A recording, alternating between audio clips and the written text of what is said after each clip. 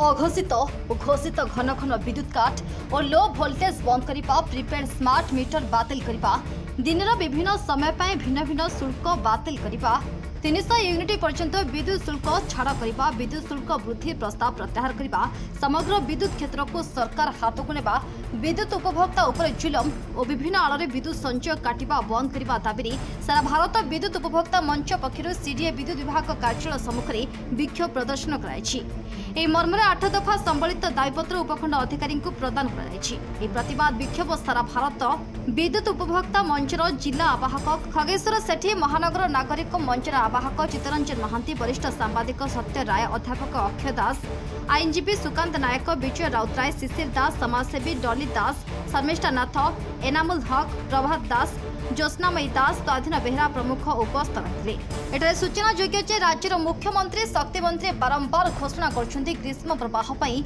बिजुली कटा जीव नाही दुखर विषय कटक शहर विशेषकर सीडीए अंचल सरकार आदेश बिजुली विभाग पई पानीर गार होइछि बारंबार अघोषित विद्युत काट करा सह लो भोल्टेज असह्य जंत्रणा देउछि फल असह्य गरम रे रहिबा कष्टकर हेबा सहित पिलांग पाठ पढ़ा और अन्य काम रे प्रतिबंधक होउछि अन्य दिगरे स्मार्ट मीटर प्रचलन प्रहेलिका करी साधारण उपभोक्ता मानकु हैरान हरकत करबाकु चेष्टा चलिछि आज विद्युत ऑफिस सम्मुखें CDA sector CDA 6 zone office सम्मुखें आम प्रतिवाद जनाऊँ घन घन बिजुली काट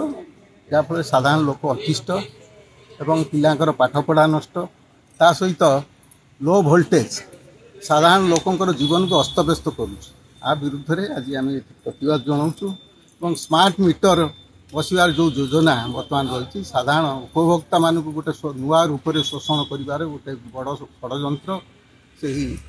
स्मार्ट मीटर को आम विरोध कर प्रीपेड मीटर ताकू आम विरोध कर आज से 8 दफा संबलित एक स्मारक पत्र आज आम एठी जोन एसडीओ जी अच्छा आम दो